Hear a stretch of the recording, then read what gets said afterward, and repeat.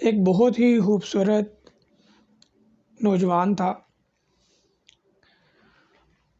اور وہ اپنی دلہن کو ڈھونڈنے کے لیے نکلتا ہے، اور وہ جو دلہن ہے وہ اس کو مل جاتی ہے۔ بہت ہی پیاری لڑکی ہوتی ہے، ایکو نام ہوتا ہے اس کا، اور وہ اس کو جا کے شادی کا پیغام دیتا ہے، لیکن وہ لڑکی جو ہے وہ انکار کر دیتی ہے۔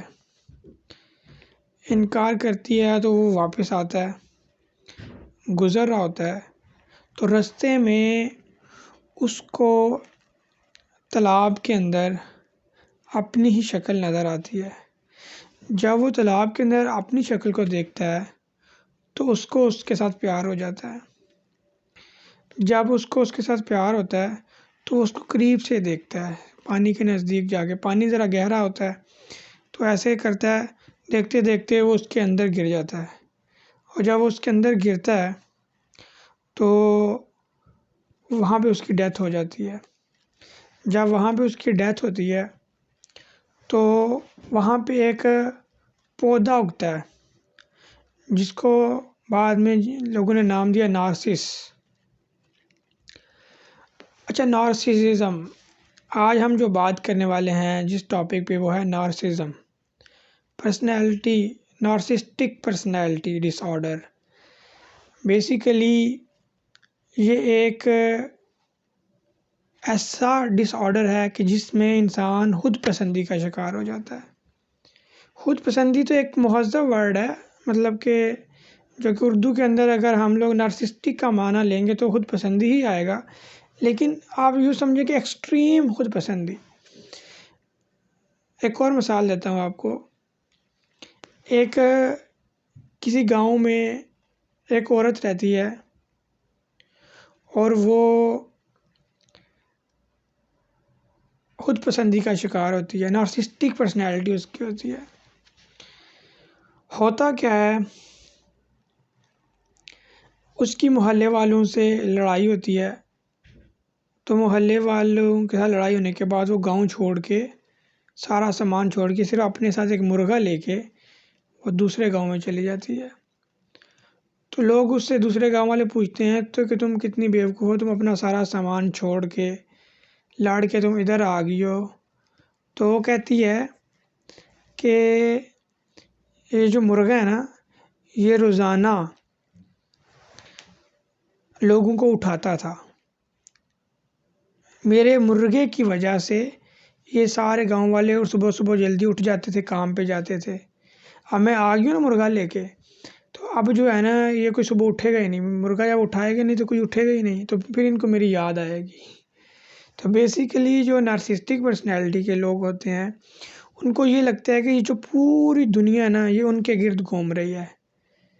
یہ لوگ اپنی واہ واہ چاہتے ہیں، یہ چاہتے ہیں کہ لوگ ان کی تعریف کریں، یہ چاہتے ہیں کہ جہاں پہ جائیں لوگ ان کے استقبال کے لیے کھڑے ہو جائیں۔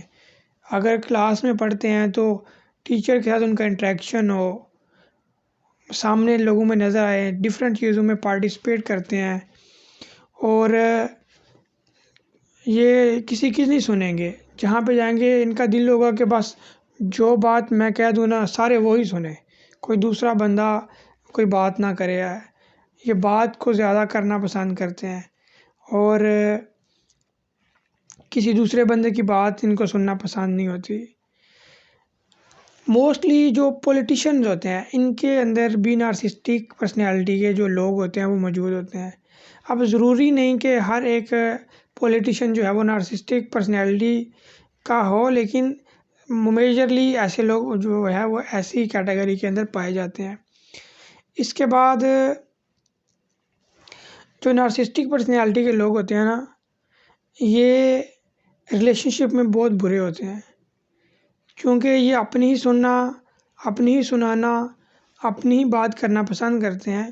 تو جو دوسرا بندہ ہے وہ زیادہ دیر ان کے ساتھ سروائیو نہیں کر پاتا، چیٹنگ بھی کرنے میں ان کو مطلب کوئی مسئلہ نہیں ہوتا ہے۔ تو یہ بیسیکلی ایک ایسی پرسنالٹی ہے جس میں ان کو یہ چاہیے ہوتا ہے کہ بس ہم ہی ہیں، اس کے علاوہ کچھ بھی نہیں ہے۔ ہر انسان کے اندر یہ والے ٹریٹ جو ہیں وہ کسی میں کم ہوتے ہیں، کسی میں زیادہ ہوتے ہیں۔